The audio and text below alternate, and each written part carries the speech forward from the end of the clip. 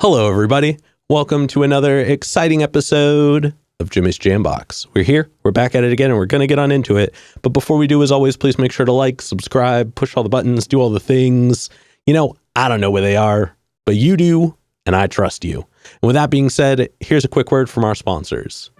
Organic herbs and botanicals, skincare and edibles, wellness for body and mind.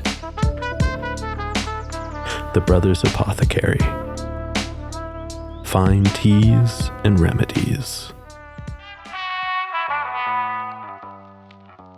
Ronald Records. From indie gems to classic hits, discover the heart of local music. With live shows all the time, up close and personal, and regular releases on their in-house label. Ronald Records. Supporting the community, one track at a time. All right, thank y'all so much for watching. Again, shout out The Brothers Apothecary, Ronald Records, and Portland Water. Thanks for keeping us hydrated. And with that being said, let's go ahead and get on into it. Here is today's guest. Hello, I'm Victor Artis. Hello. Thank you so much for joining us. Dude, I'm glad to be here. This is cool. Yeah, why don't you tell us a little bit about, who you are, where you're from, what you do. Give us that Tinder profile of your involvement with music. I am from Hawaii, so I grew up in Hawaii. Oh, cool. I moved to LA in 2018. I was there for a little bit, and then I moved out here to Oregon. But Hawaii is where I grew up, where I started playing music. Gotcha. With my family. What island are you on? Oahu. Nice. I grew up mostly in this surf town called Haleiwa on the north shore of Oahu. Okay, well, that's rad. Yeah. What got you started into music initially? What got me started into music was I was a holdout as far as admitting that I was into music because I was trying to be extreme sports and football. Gotcha. Okay. But I had an intense love for soundtracks. So from video game soundtracks to movie soundtracks, and I'm a sucker for a good melody. Interesting. And so that got me into messing around the piano, and then that led me to learning music theory, and and the rest was history. Okay.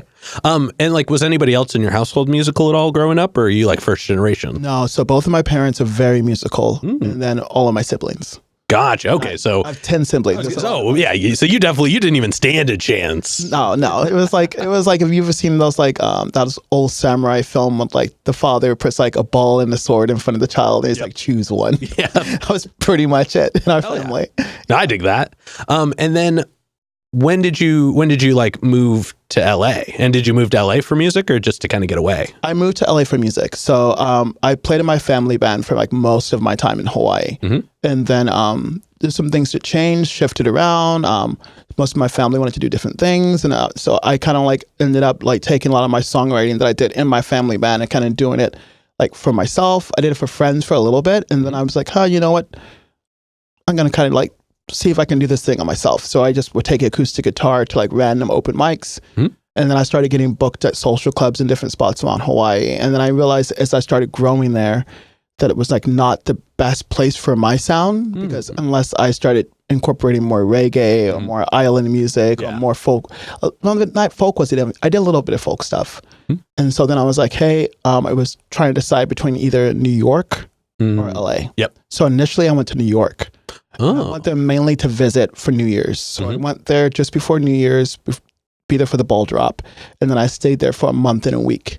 And I just played shows around Midtown, Greenwich Village. And it was a lot of fun. So I almost moved to New York instead of LA. But then I did a little short visit to LA. And I was it's warmer. Very much less of a rat race. Yes. And I was maybe it's closer to my vibe. And then I was I'm just going to, I want to see if music is something for me because I go somewhere where no one knows me. And so New York was that first because I'm if I suck, people here are going to they're going to tell you. Suck. Yeah. That is their brand. I need to get a normal job. Music's not it. But I heard the opposite. And so I got some people got all positive responses. And then when I went to LA, same thing. But then I was I need to learn the business side of it. And that was a whole different animal. But yeah. I moved to LA in 2018 to answer your question. Gotcha. Okay. And then when did you eventually make it up here? I officially moved to Oregon. I just got an apartment 3 weeks ago. Oh, well. But exactly from a year from now, around this time is when I first came to Oregon. Gotcha. Okay. On music business, not just I came here once, like a couple years ago, just like to visit and whatnot. Yeah. And it was like in and out. I didn't even really get to see or experience much of Oregon. But this time around last year, I was here to help my brother out and shoot some footage for him at a show. Mm-hmm. And so I was here for the Portland Folk Fest. Gotcha. And Okay. I was trying to hide the fact that I was a musician, and some people sussed it out. And then I ended up playing some music songwriter showcases and met some amazing people, and the rest is the rest is history. Well, welcome. Glad to finally have you here officially. Thanks. Are you going to do the Portland Folk Fest this year? I am not playing in it, but I have two people.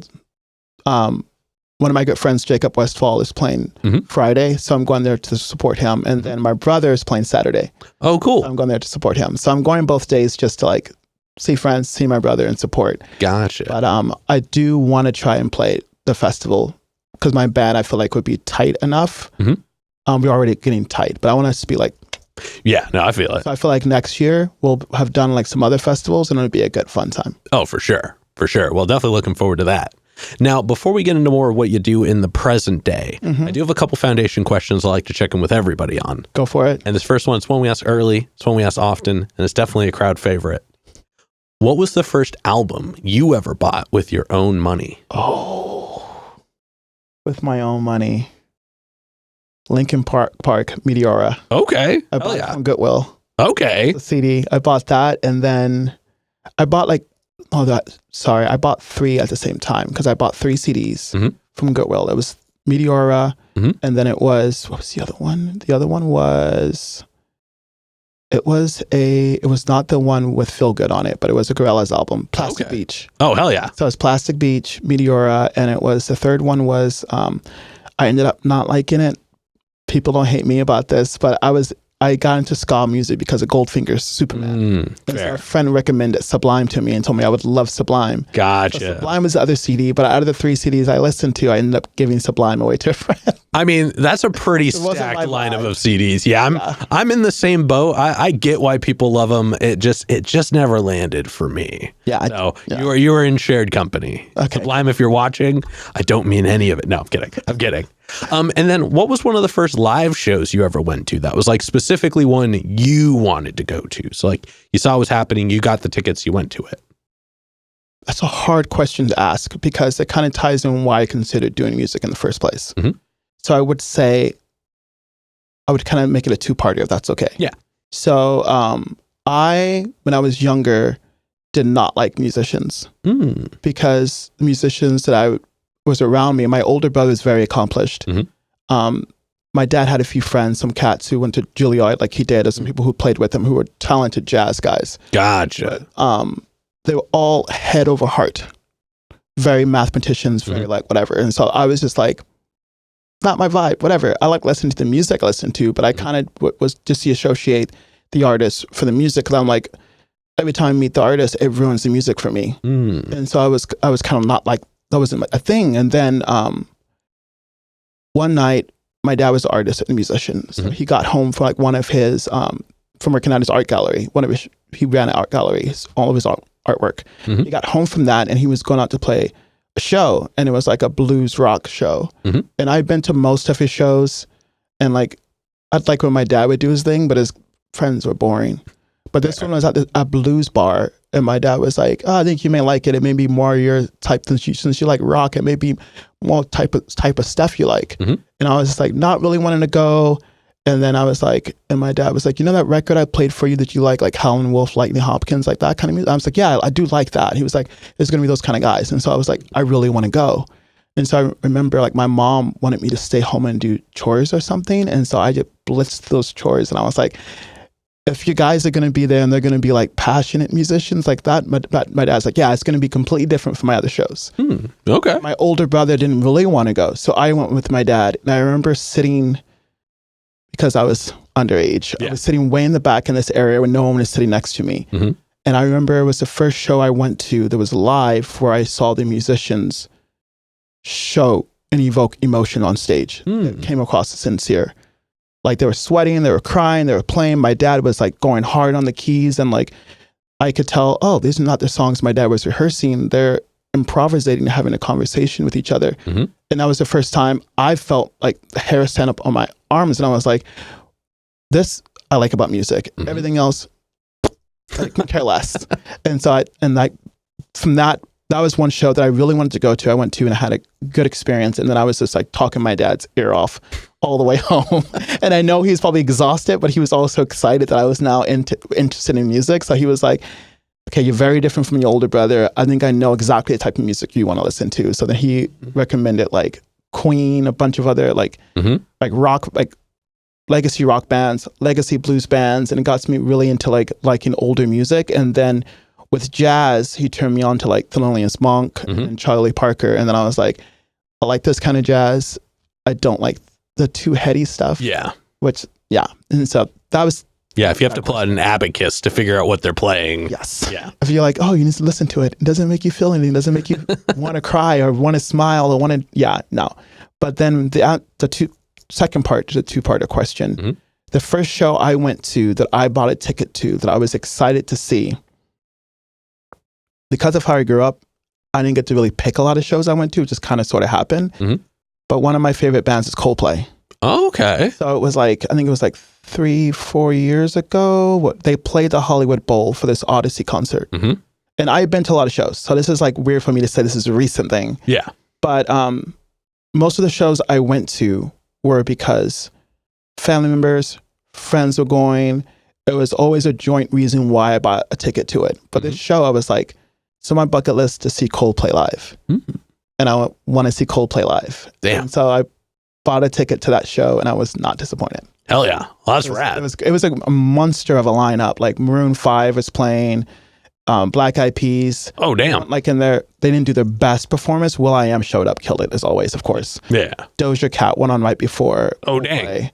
But it was a great show. And that was like, as far as I can think, that was the only show that I've done shows after this, but I'm like, bought a ticket for my then girlfriend. And I was like, we're going to the show. And I was like, what's going to happen? I'm going to clear my schedule. I'm going to make it happen. Hell yeah. The other show I kind of went to was because of like my brothers, friends, or it was kind of like a work adjacent thing.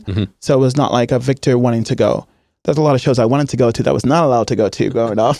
That's a different story. Yeah, no, believe me, I know those ones too well. Yes. Yeah. Well, thank you for sharing both of those stories. Awesome. Now, before we officially get into more of you in the present day, and you may have already technically answered this one, but I'm going to ask it in the way that it normally is anyways. Do you have a defining moment where you decided you wanted to take music more seriously? Yeah.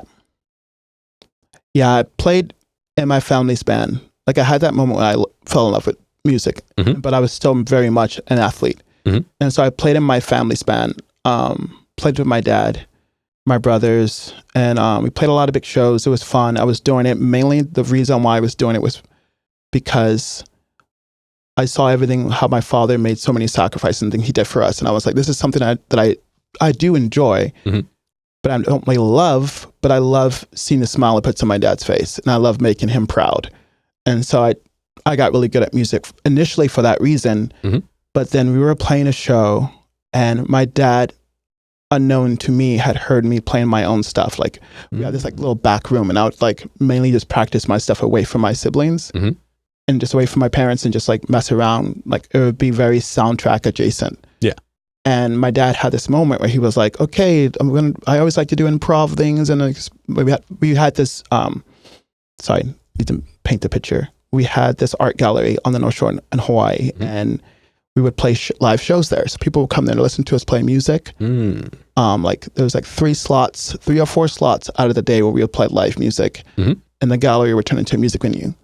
And so my dad always would teach us to do improv. And so I was like, okay, he's going to have us do an improv thing. I can throw that down on the bass, whether it's funk, blues, whatever it is.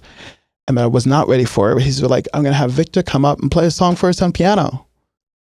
And I remember being scared. Oh, interesting. And he's like, looked at me and he was like, you can do this. And I remember being nervous. And I remember I went up on piano and I played one of my songs. And I remember I was so nervous, I didn't look about the audience. Only person I would look towards was like my dad. And I'm playing the song and I'm looking at my dad and I can see his eyes getting teary teary-eyed. But I also know that like he didn't BS us when it came to teaching us music theory and performing. So I was like worried that I was going to mess up. And then my older brother was somewhere behind me. I did not want to look at him because he was a way better pianist than me and very logic. So I was like, if I look at him and I'm not doing something perfectly right, then I'm going to get two in my head. So I'm just doing this thing. And then without thinking about it, I just subconsciously looked up to the audience. And everyone was like really close to me and tears in their eyes as I was singing. Whoa. And I remember being overcome by emotions by seeing that and realizing people cared that much about what I had to say through a song and then how it touched them and made them feel. Damn. And then I realized I was like, this is what music is about. This is what I want to do the rest of my life. This is to have this type of heart-to-heart conversation with people and to make them feel something. And then I remember after that, I played the song, finished the song. Everyone loved it. But I remember I wanted to like dip out backstage. And my dad was like, encore anyone? And I was like, no, please. Like beg my dad. And he was like, I'm just kidding. And so he was like, hey, you want to jump back on bass? So we jumped back on bass and we did our thing, but whatever. And then he brought my older brother up to do a song later on. But I remember after that, I was like, okay, I want to do this. Hell yeah. And that was like the deciding like point for me. Damn. That's rad. Did you play an original song? Yeah. Oh, okay. I was going to say, what song did you play? I played an original song. That's cool. Is this a song you still play now? It's a song I still play every now and then. It's hard for me to bring it out. My dad passed in 2010. Oh, gotcha. So it's a song, sadly, I haven't even recorded it, but a lot of my fans who followed me for a long time all know it, and some of them will request it at a show, and I'll play it at a show. Okay. I'm in a healthier place now where I do want to finally record it.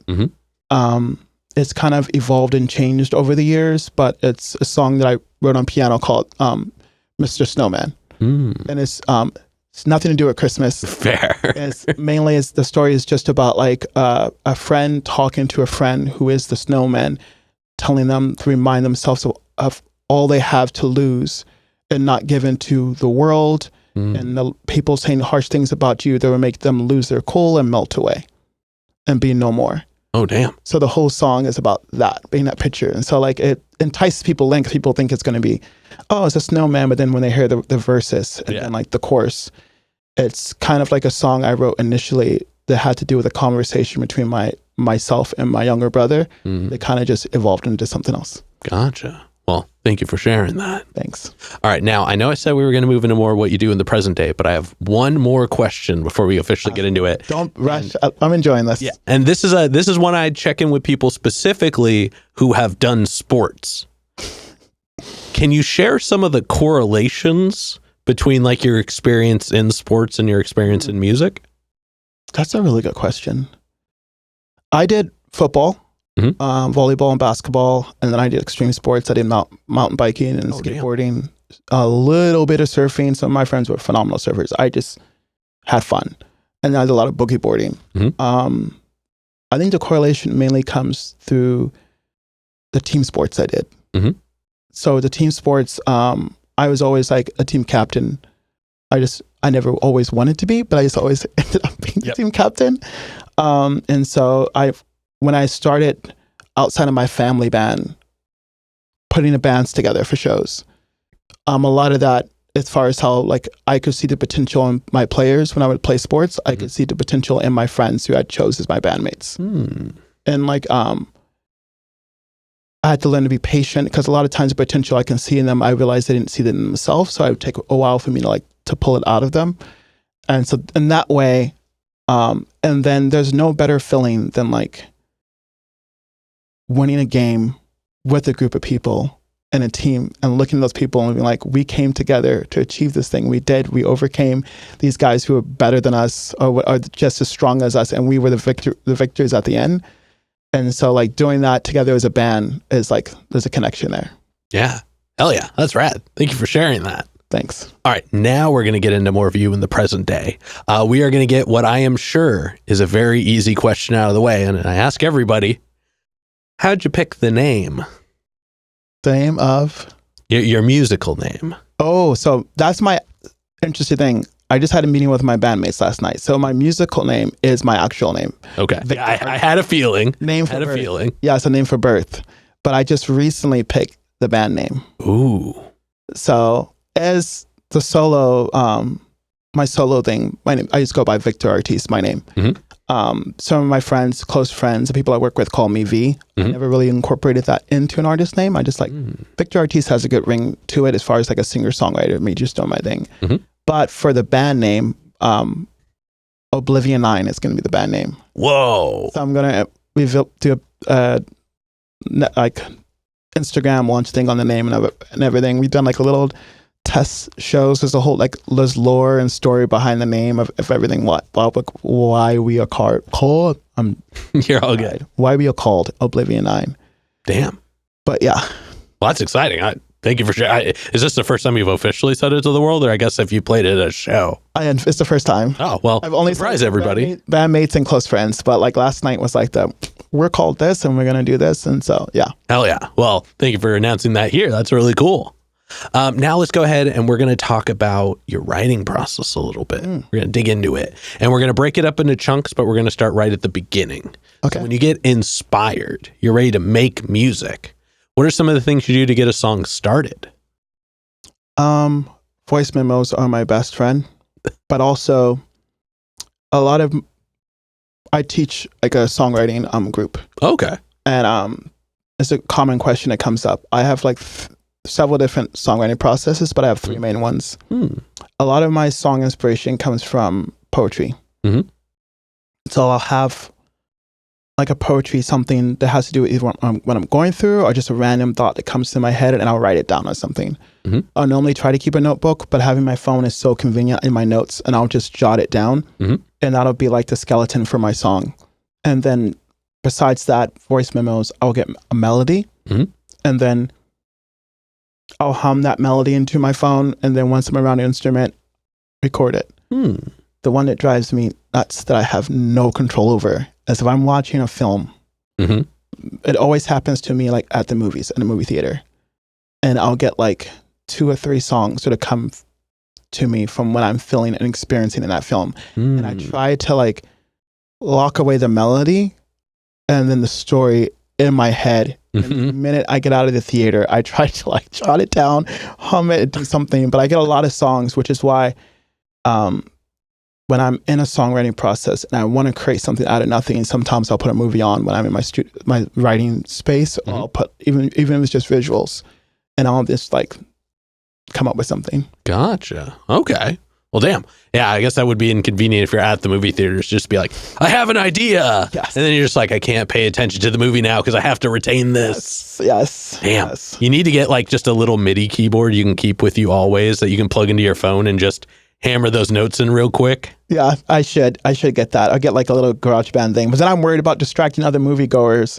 Well, you do it in a way where you like throw in an earpiece real quick and so you can hear what you're playing. I break it down real quick and throw it away. Similar to that when I saw so a movie came out a little bit ago called Gravity with George Clooney and Sandra Bullock.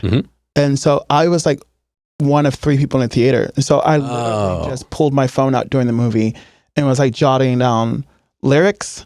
And then I was like hum. And then the voice memo did not come out great because the movie is going on in the background. And I'm watching it, trying to hum melodies that are popping into my head. But I mainly was just, I did save the fact that I was like what I was jotting down. Yeah, hell yeah. Or you should try going and seeing the movie again in like the middle of the day on a Tuesday when like nobody's there. Ooh, that's a good idea. Yeah. Let me know if that works. I'm curious to see how that turns out. I will DM you and let you know. Yes. That's a good idea. Hell yeah. And then once you get a track finished writing, so like you've gotten it, putting it down, you don't have to like record it and put it out or anything like that, but you've gotten it to where you can start like learning it and like getting it ready to get out there. How long does it usually take you to feel comfortable enough to perform a song? It depends on the song. So some of the songs, like Too Old, Too Young, one of the singles I released recently, that one was ready to go immediately. I could perform it. The Heat was more complicated because I'm playing a complicated bass line and then singing a different cadence in the bass line. Gotcha. So once I got into a song that is not really, I could perform it, a singer-songwriter version on my own, but it's not the same song. Yeah. And so for that process, that song and then Sad Robot and a few other ones took a longer time for me to get to a point of being able to perform it live. But a majority of my other songs is like, maybe it's like a couple of weeks, or as I'm writing it, and once I'm finished writing the song, I'm ready to perform it. Okay, hell yeah. Now, are you mainly a bass player live? No, so I'm mainly right now guitar. Okay. So I guitar and vocals, electric and acoustic, but bass is my first instrument. Gotcha. Hey, samesies. Yeah. And so when I like play my bass songs, you need a band to perform it. You don't want to be that guy who's on stage with a bass and vocals. No. Not everybody can be Victor Wu. In specific genres, it could work. But with the type of songs I write, I don't want to just do, this is the bass line and then whatever. Yeah. I am workshopping a version of the Heat that I can play on acoustic guitar using different strumming patterns to do the bass line along with the strumming technique to see if that works. I was inspired by this artist that I've listened to recently, and I was like, I could do a version of the Heat that would work, but it would only work like that on acoustic. Yeah. So I'm workshopping that. Oh yeah, well, definitely looking forward to that. Now I want to take a moment then, and we're going to talk about your music. Okay. Now, I'm going to tell you now, I went to go write my notes like I normally do, and this one goes a little longer than usual. So I'm just preparing you now. It's going to be a lot of words from Jimmy. Let's get ready. But, I jumped on ye old Spotify, and you've got a ton of music going all the way back to 2016. So that's, 9 years of available music. And even like your early stuff is really cool. Like Pedal to the Metal, Highway. Yeah. Super cool track. Very dynamic, very expressive. And also like, Here's Looking at You, Kid was really cool. I thought it was cool that you did the version with the bass and without the bass. Yeah. And I listened to both of them, and it's a very different listening experience. It is. Like I was kind of curious why you put them both there. And then I listened to it, I was like, oh, I get it. So and then as I was listening to everything, I tried to jump through the years a little bit just to kind of get a wider view of your sound. And like, as time progressed, you definitely had kind of some eras. Like 2019 felt a little more like melancholic, which I coincidentally wrote before I saw the album Melancholy Jubilee. Yeah. So I that was the word I chose before I knew that was a track, which then became the self-titled album. And that was the title of the album that came out in 2021. And that big fan. Big fan. Super cool. I've listened to it a few times since. And it just, there's a really cool energy to it. You have like, there's this feeling like, and I know I'm gonna butcher this, but it's like if Damon Albarn never found synthesizers and instead went towards like regular instruments full time, and then met with, I had this in my head. I didn't write this in my notes, but there was another sound that when I was listening to it, I was like, it's these two things together, but it's different than that still. It's not like you sound just like them, but there's just this energy, this presence in your music that it's like, you can tell how invested you are in your sound. And it's really cool to experience, especially through time, because a lot of people pull their early stuff down when they reach a certain point. Yeah. So to really experience the progression of your music, like that was a really cool insight. And even getting all the way up to your most recent track, The Heat, which you just spoke about before. It's awesome. It's a great example of your playing now. It's very tight. It's very expansive. It's very captivating. The production is awesome. Big fan. And the progression of the song in general is just, it's so good. Yeah. So I'm really excited to know that there is another version of that even being worked in at the moment, because it's a really cool song, and your sound in general, just to kind of bring a head to it all, is really well put together. There is obviously an effort and a design and an intention behind all of it. So now, having heard your backstory leading up to this, it's really cool to know, because it makes sense. It's very obvious how like your musical journey led you to now, and the product of that experience is phenomenal. That's awesome. Yeah. Thanks for that. Sorry, lots of words, like I said. But I am curious to know, out of all the music you have available, what are some of your favorite tracks to perform? Ooh, Embrace. Mhm. I love Embrace. I play a different version of it now live. It's a lot of fun. The crowd really gets into it. Too Old, Too Young. I Mhm. love playing that one. Pedal to the Metal is one I need to bring back. I haven't played that in a minute, but that's used to be one of my like favorite songs to play. Um, as well as Sunshine. Mhm. Sunshine's one of my favorites. Friend, but I played it's on off the Melancholy Jubilee album, but I play a different version of it. Mm. I just kind of messed around with the verse melody a little bit. Those are like my favorite ones to play of music that I have out. I love playing The Heat as well, but it's a new favorite of mine. And then I love playing. Have I released that one? I think I have. Come On Kid. Do you listen? There's a different version. Oh God, I'm the worst with names. Fine, So it's called Come On Kid. I did release a version of that. It's more synthy version, I think. okay. But Come On Kid is one that I love playing. It helps me to like. Sometimes it's like I'll pull it out depending on the venue Mhm. and kind of where I am, because sometimes it's like a message to myself, and then it's also a message where I feel like this is type of people who are going to be in the room. It's like that type of song. So yeah, those are the ones. Oh yeah. Well, now y'all know what to look for when you go and see him live.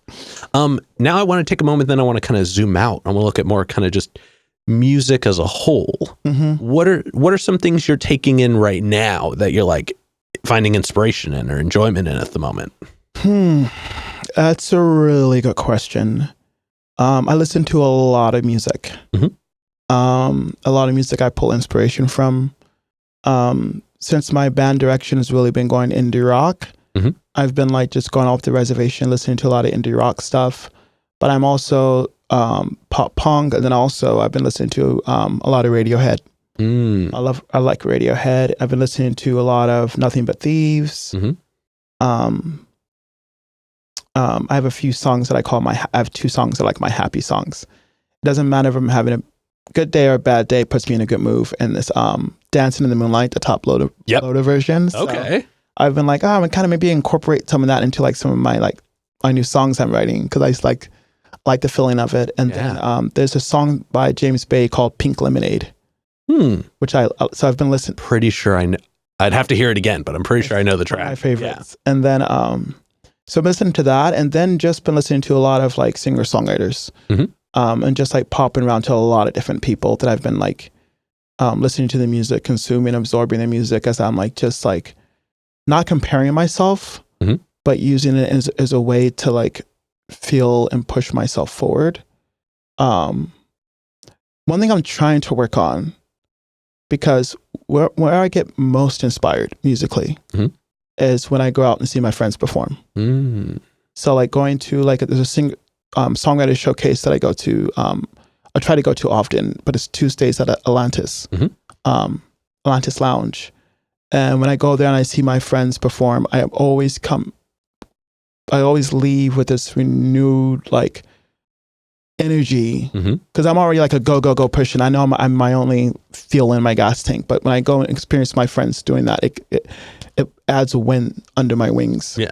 And so I feel like that's why I get, weirdly enough, saying this now, I realize I need to do this more often. But the times in my life where I almost gave up music, it was going to see my friends perform that made me realize I can't live without this. And so I would say that's my biggest inspiration. There's a few of my friends who perform at Atlantis regularly. I'm going to see one of my friends perform Thursday.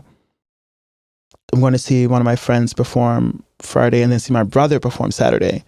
So going out to live music is like always a big like, I'm ready to write music, and I get inspired. Recharges your battery. It does. Oh yeah, that's awesome. But and also there's this is I don't know if other people have said this, but I will say there's one specific songwriter, composer, that when I listen to their music, every year I deep dive into their stuff, and I always end up writing a lot, and that's Hans Zimmer.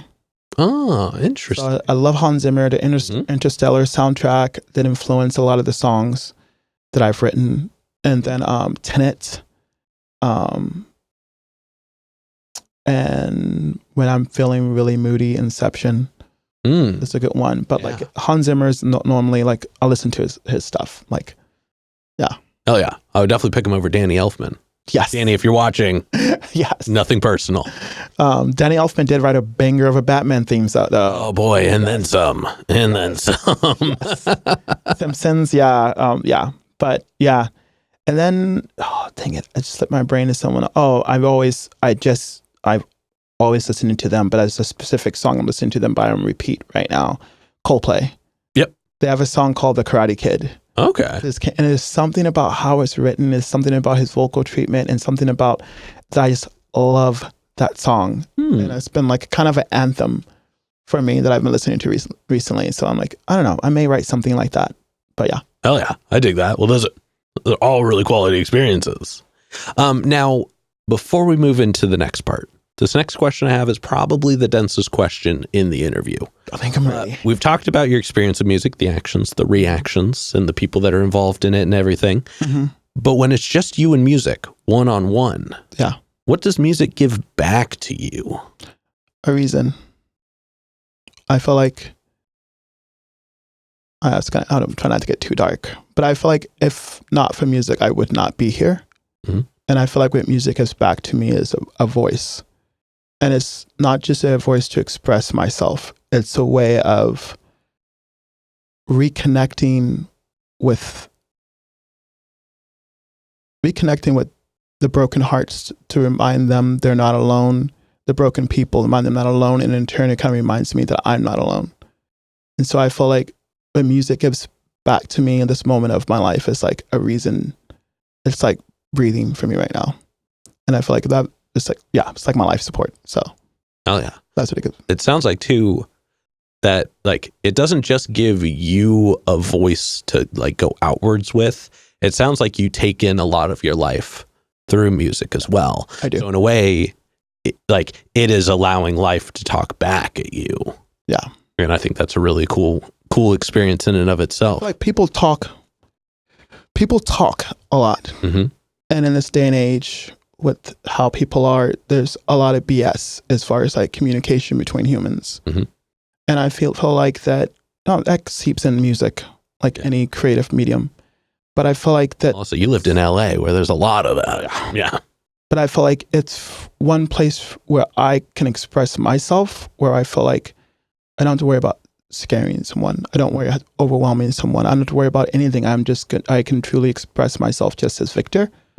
As raw and emotional as I want it, and if I'm want to express the deepest depths of the abyss that I've tasted and seen, and I'm like I've been there, and I realize I'm not alone, and there's a way from it. If I want to talk about that, music is a great vehicle, and there's ways for me receiving where through other artists, through my friends performing, where I can hear them finally talk, and then I realize, oh, I'm not alone with all this crap I'm going through. That's a like-minded, like-hearted person is going through that. And like the audience may not know. They're just like, oh, there's a banger of a song. Yeah. But I can hear their heart and their soul come through it. And I feel like it's one of the last honest communications between humans left. And so, yeah.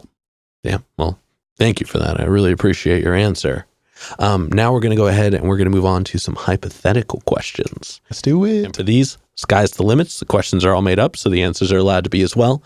But this first one is pretty straightforward. Go for it. If you could work with any one person, the only requirement is they have to be alive. Who would you want to work with, and how would you want to work with them? I had an answer for this, and I'm debating it. Chris Martin from Coldplay. Okay. I wouldn't work for him, but it was tied between him and Ryan Tedder, because I felt Ryan Tedder is like a great songwriter, and I like his melodies and hooks. But I don't know. I like how Chris Martin. I like his stage presence. I like, so I'd like to work at Coldplay, and that would be fun. I think. Yeah, hell yeah. It'd be a lot of fun to open for them or whatever. It'd be cool. Right. Well, I'm sure they're watching, so you'll probably be hearing from them soon. And then subsequently, who's a local artist that you're aware of that you haven't gotten to connect with yet, but you would like to? Connect with or perform or work with? We'll leave it kind of open for that. However you would like. There's a few that have come like recent friends of mine that I would like to work with. There's Avery. He goes by Amos Hart. Amos Hart is his artist name. I really like his sound. I really like what he brings to the stage. And I was like, I feel like my sound with my band and his sound would work great together. And then there's a few other songwriters I've gotten to know recently. I don't want to pronounce her name wrong, but she's also from Hawaii, Isabel Walker. I've been wanting to work with her. I just had way too much on my plate. And then two of my good friends, who I really want to songwrite with and collaborate and release some stuff with. And that's my friend, Jacob Westfall. I really want to like perform with him, and it's like a collaborative thing on stage together, but also write some stuff together. And then my friend, one of my newer friends, Larissa Birdseye. Oh yeah, shout out Larissa. She does a lot of. I feel like she's like a feisty teddy bear. Yes, that is a very good way of putting it. I would like to write music with her that shows more of the teddy bear side of her, and like because I feel like I've seen that musical side of her and it choked me up, and I was like, I would like to work with her and like bring more of that. I mean, she is a phenomenal artist. She's a powerhouse. Yeah. One of my favorite female vocalists I've met since I've been in Oregon. Hell yeah. That would be everybody, you know what to do. Add them in the comments. Let's see if we can make that happen. I really want that to happen. That would be amazing. I think it would be fun. Yeah. All right. And then for this next one, like I said before, sky's the limit, and it's pretty literal in this sense. But if you could perform anywhere in the world, and you wouldn't have to worry about crowd access or building stability or power. It was guaranteed the best lineup, guaranteed the best show. And it doesn't have to be a venue. It could be anywhere. Where would you want to perform? If I could perform anywhere. When I was a kid, there was this thing at Times Square when they would have these bands perform like literally in the middle of the street. And I remember one of the bands were performing and the sun was like coming up behind them. And I was like, it's always a dream of mine to like play with a sick lineup of bands, but mainly with it being the lineup being my brothers. So each of our bands playing in the middle of freaking New York in the street with the sun coming up and just to like a crowd of people. Hell yeah. That would be dope, I think. That would be rad. Well, get New York on the phone. New York, yes. You're watching. And then to wrap up the hypothetical questions, if you could get one more album from anybody, and no limitations on this one, they could have put out an album 100 years ago, could have put out an album yesterday, who would you want an album from? Damien Rice. Okay. I'd want a new album from him, but I would hope that it's something from him where he's not trying to prove himself, but just being Damien Rice. Gotcha. Okay. He's one of my favorite singer-songwriters. Hell yeah. I dig that. I thought you were going to say Damon Albarn for a second. I was like, call back to earlier. No, but that is a super solid answer. Yeah. His song, The Box, I've covered so many times. I love that song. Hell yeah. All right. But with that being said, we are going to go ahead and start wrapping this up. Cool. What can we look forward to between, let's say, now and June? Now in June, I'm going to be unveiling my band. We're going to be doing like a lot of band content, video content. So I'm going to be rolling out some of us playing the songs live, but on camera and posting those. I have some new songs in the works that I'm going to drop surprisingly. Ooh, exciting. They won't be connected to the same project as Too Old, Too Young and The Heat. Too Old, Too Young and The Heat are tied to a project that's like an EP that's going to be released in the future. But there's like some new songs that I've written that I feel like need to get out to the people. So I'm going to be dropping those leading up to summer. And then lastly, this is something that's in the works. Ooh. And I'm learning to make it happen because I realize with Instagram and social media and trying to get my band out there in front of people, nothing beats being there physically in front of them. So I'm currently in the middle of planning my first tour. Ooh, exciting. So, and like I'm aiming for this summer, maybe late summer. And if it doesn't pan out the way I want it to, it's something very new to me. So I'm figuring out, I'm reaching out to friends for advice. If anyone watching this has advice for someone touring for the first time, let me know. It's funny you would say that. I don't have it in the room because I took it with me while I was traveling. There is a book called, I believe it's the DIY Tour Guide. You can go, if you check the episode with Duncan from Hard Pill, he plugs it really hard. He hypes it up a lot. I have read it. It is phenomenal. If you want to know, and the guy who wrote it, his first name is Brett. I can't remember his last name. I'm sorry, Brett. You were amazing. He is a well-experienced touring artist and has been involved in many, helped people with theirs. And he wrote a book that is like made to be read by musicians who want to go touring. Awesome. And it is phenomenal. Remind me after we're done with this. I will show you it. I will. It is a great book. I have read it. I've read the whole thing now a couple times. I can't recommend it enough. And he doesn't sponsor the show, so this is just a genuine plug. I promise you're going to learn so much from it. Gotcha. Yeah. Because I'm trying to figure out how to make it work financially because I do not have a lot of money. Just moved here. Didn't realize how expensive moving is. Very much so. I still have to put some money aside to get all my stuff out of storage to get it out of LA to here. So I stopped paying chunks of money to the storage company. Yes. So, yes. Trying to figure out a cost-effective way to tour. And then people are really asking me to bring the band. Yeah. So then I want to make sure my guys are taken care of. So I'm like figuring all of that out as well. Yeah. Well, he breaks down a lot of that. So good. I need that stuff. Big fan. For this next one, go and look straight at your camera. Tell everybody how they can find you.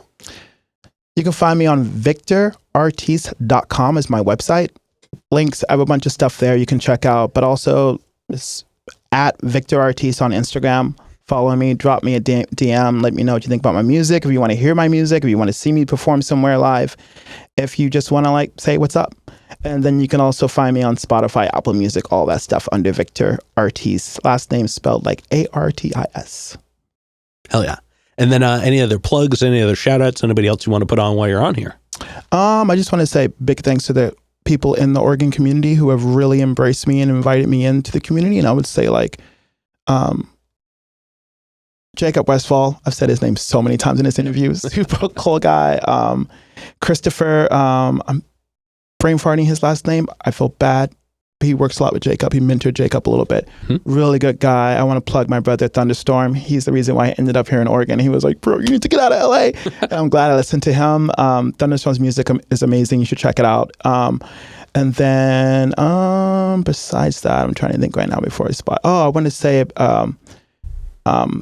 they're great people. I feel bad I'm brain farting again, but from Fox and Bones. I'm finally getting some time to try to meet with him next week.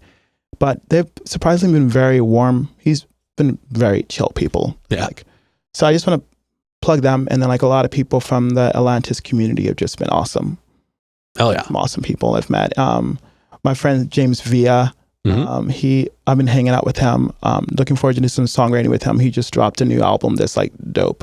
Larissa's actually on like one of his songs. Yeah. But he's a great songwriter. So. That wasn't, he was originally, was he in Bristleman originally? Yeah, he was. Yep.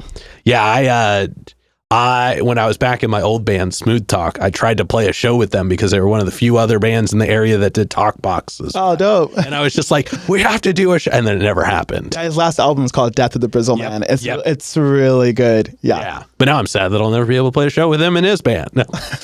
I'm really pushing him to perform live. So if you guys, anyone watching this knows James Villa, just tag him and tell him perform live. He needs to perform live more. Yes. And James, if you want to be on the show, open invite anytime.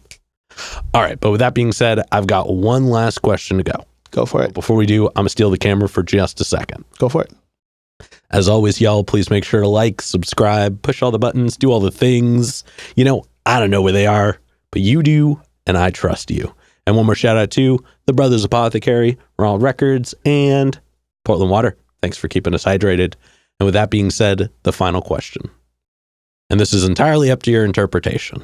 But in all of music, what is an album you feel is more on the obscure side? It's a bit of a deep cut. It's one not a lot of people would know, but it's one you think everybody should know. Can I look at my phone? Yeah, go for it. I'll make sure I say the title correctly. They're a band. I love this band, but I think most people know most of their stuff. But I got into this band from this. I don't know a lot of deep cut things, but There's a little band called AC/DC. AC/DC. Long title, so I was going to make sure I said it correctly. But My Chemical Romance has an album called Danger Days, The True Lives of the Fabulous Killjoys. And I love the fact that like through the entire album, there's like this radio host in between the songs. And it's just like a fun listening experience. Interesting. So it's a bit of a concept album. Okay. Well, hey. That was like the first one that popped in my head. Hell yeah. Well, that's a super cool rec. Thank you so much. You're welcome. But with that being said, we're going to go ahead and wrap this up. Thank you so much for joining us today. Thanks for having me, Jimmy. This is awesome. Yeah. Fun. And this has been another exciting episode of Jimmy's Jambox. I'm Jimmy. I'm Victor Artis. Thanks for tuning in. And we're signing off. Later, y'all. That's a wrap. This is not a podcast. This is a show.